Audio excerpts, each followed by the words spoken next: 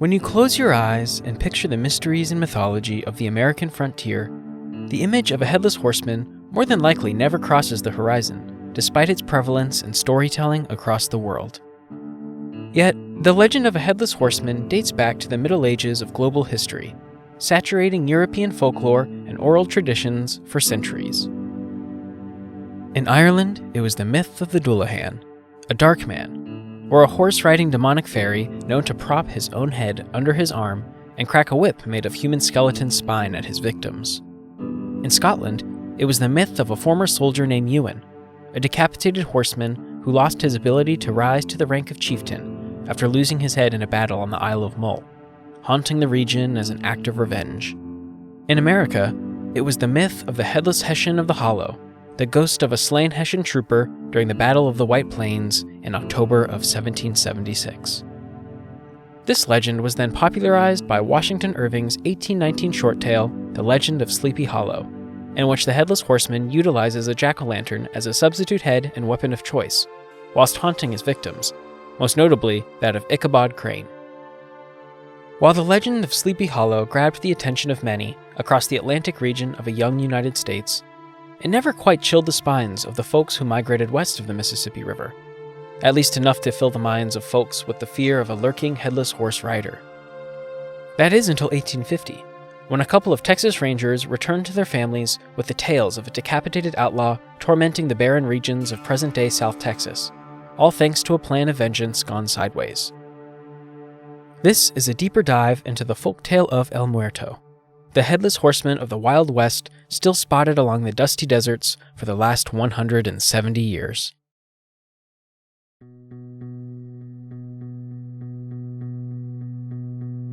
The legend of El Muerto's roots go back to 1821, at the conclusion of the Mexican War of Independence.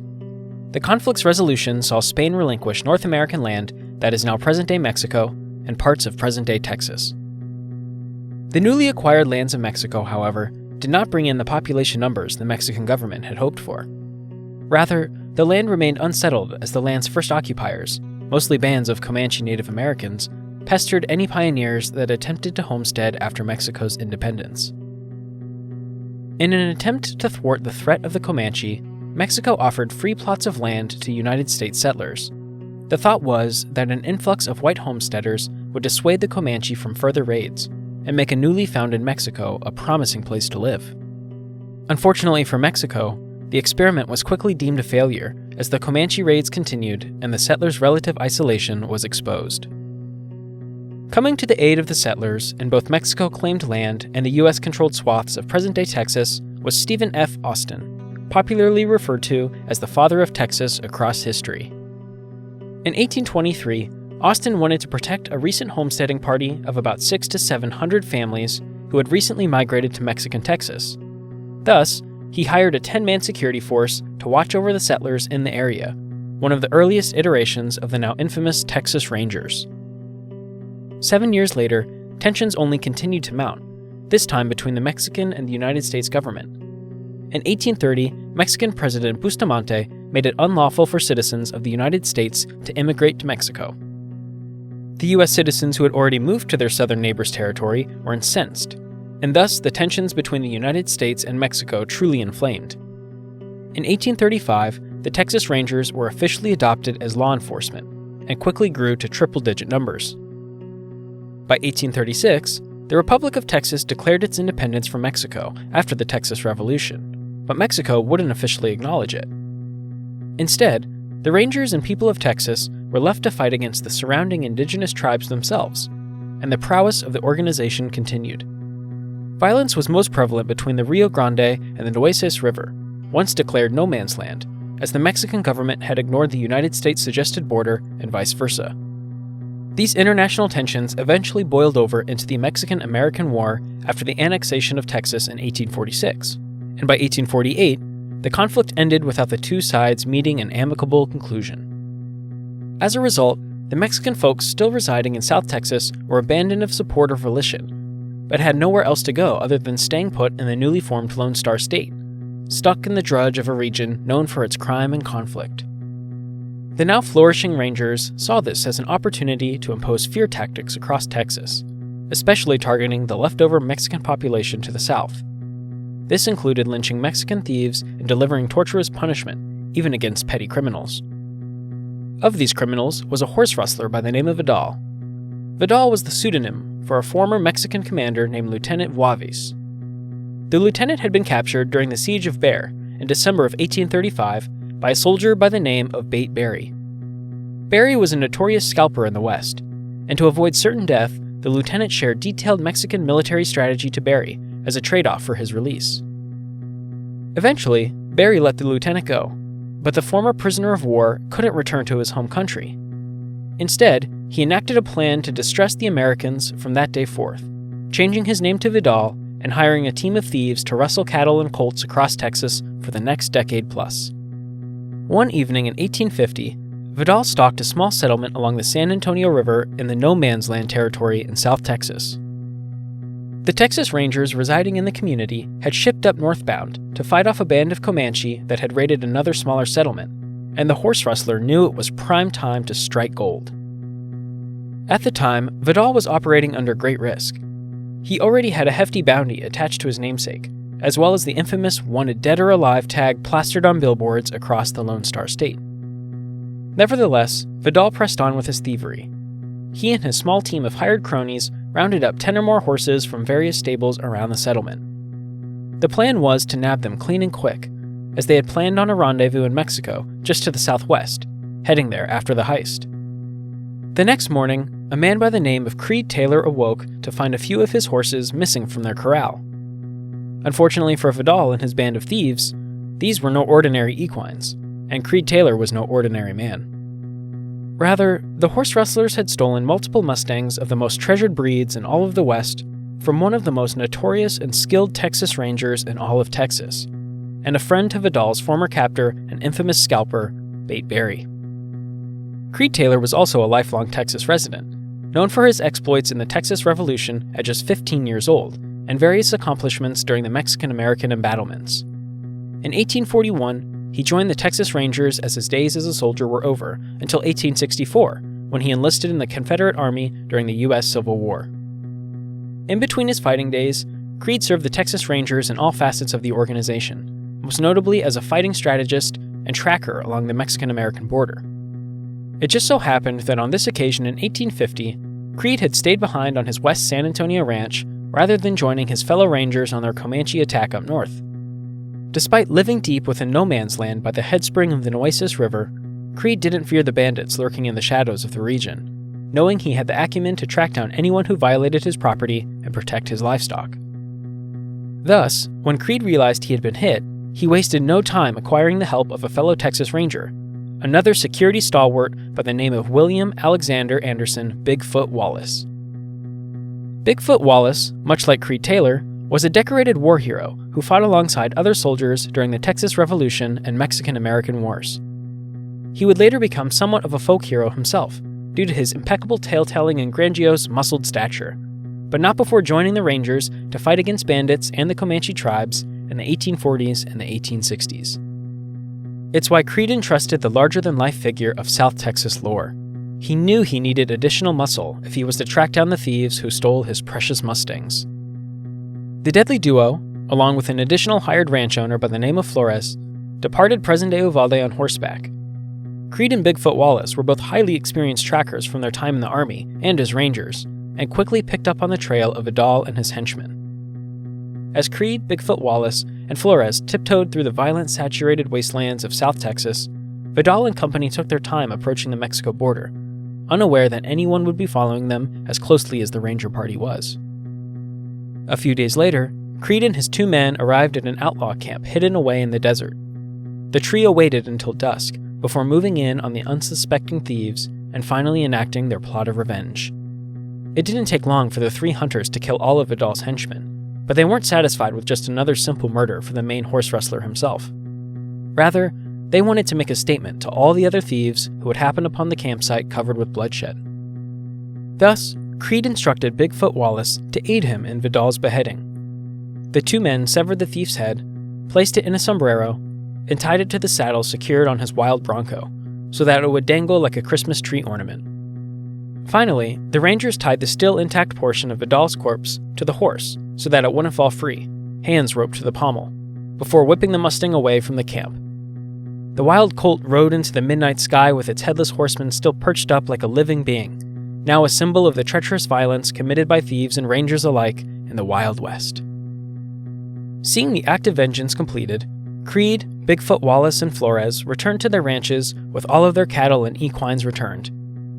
Years later, Creed Taylor would tell his story to J. Warren Hunter, who would publish the account in an 1898 manuscript titled The Life of Creed Taylor. Yet, the legend of the South Texas Headless Horseman had already grown exponentially in the years since.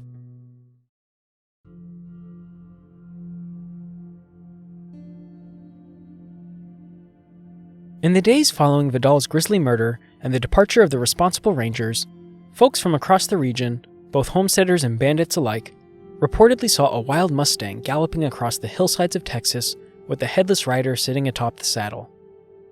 Some of the first accounts declare the Headless Horseman wasn't alone, but rather pursued by other teams of outlaws or small tribes of curious Comanche warriors.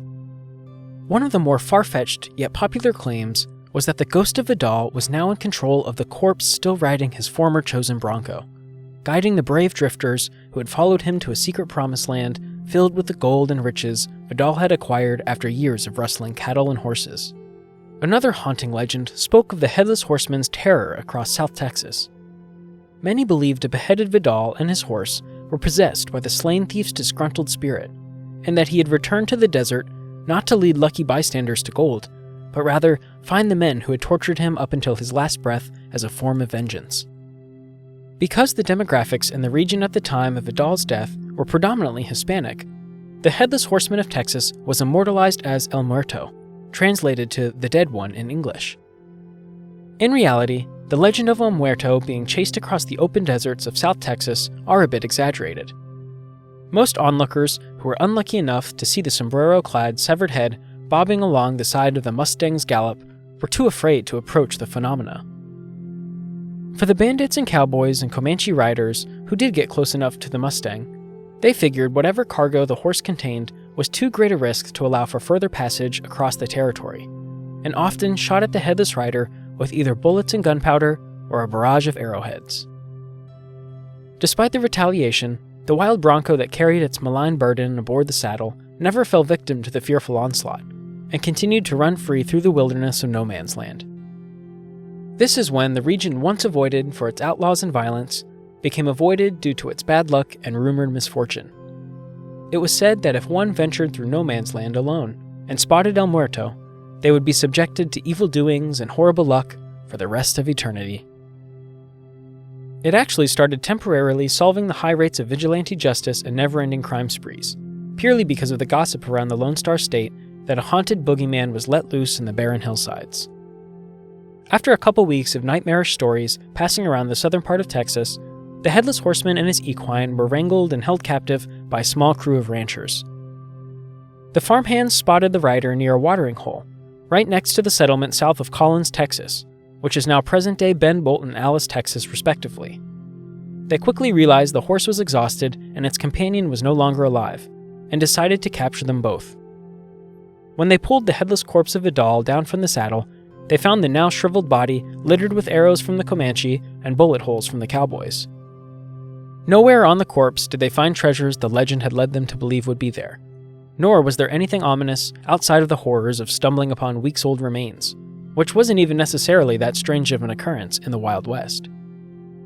The Rangers ultimately decided to bury the body of Vidal in an unmarked grave somewhere in the vicinity of Bend, Bolt, while allowing the wild Mustang to run free across South Texas once more, this time sans a passenger well past its demise. For the ranchers and fellow Texans around the Lone Star State, their guards were dropped, as many believed the dark days of El Muerto's reign were over, if they were ever that dangerous to begin with. However, it didn't take long for the trepidation to return, as the legend of El Muerto was only just beginning. As soon as Vidal's body was covered with the last speck of soil, the U.S. Army soldiers stationed at Fort Inge, near present-day Uvalde, Texas, started seeing the Headless Horseman riding through the deserted hills once more. They weren't the only ones either. As travel through no man's land opened up to new ranchers and homesteaders, Many families reported seeing El Muerto glide across their land at dusk, as if warning the property owners of the dangers that lurked ahead.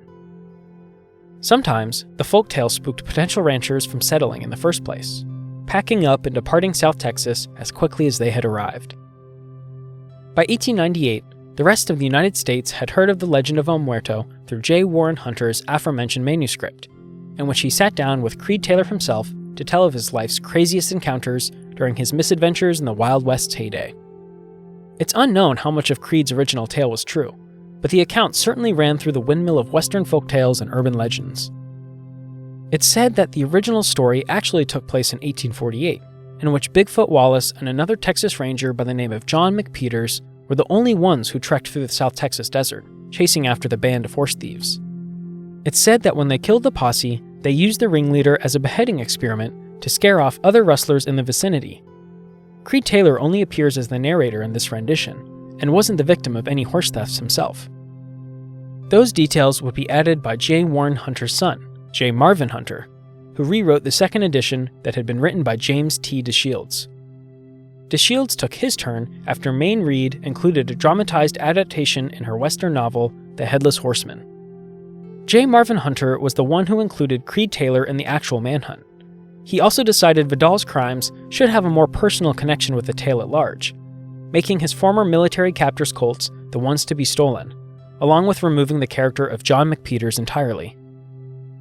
A famous folklorist by the name of J. Frank Dobie tried his hand at adapting the story in 1928, being the first to suggest El Muerto was actually a former guard at the mines near Candelaria Mission. This could explain why so many early settlers thought that the Headless Horseman might have withheld gold. Dobie's version might have also been influenced by the renowned 1917 sighting of El Muerto, right outside of San Diego, Texas. A young couple migrating to South Texas set up camp one evening, and while sitting by the fire, saw a headless rider atop a massive gray stallion. The rider was screaming at the top of his lungs, "It's all mine, it's all mine." What El Muerto could have been referring to is impossible to say, but if he truly had riches stashed away somewhere in the Texan hillsides, that could have been why. It would be over 50 years until the next major sighting of El Muerto came, when an anonymous person living near Freer, Texas, reported to the authorities a headless horseman galloping around the countryside in 1969. When law enforcement searched the area, however, nothing of note was discovered. While the legends have changed over time, and the true story of two Texas Rangers who beheaded a horse rustler has become the likes of a ghostly folktale, the myths hold strong in the minds and souls of South Texas residents. If you spare them a moment, they will most likely tell you that despite the decades in between Vidal's execution and the creation of El Muerto, the sightings have not wavered off. They'll most likely tell you of the clear, star-filled skies blanketing the hillsides of South Texas in the thick of night, a glossy moonlight providing shadows in an otherwise mischievous darkness, where a headless horseman of the Wild West is said to be seen galloping at breakneck speeds, a symbolic warning to souls both of the past and the present to be wary of the dangers that lie ahead and the dangers in the hearts of the evil folk. They'll most likely tell you of El Muerto.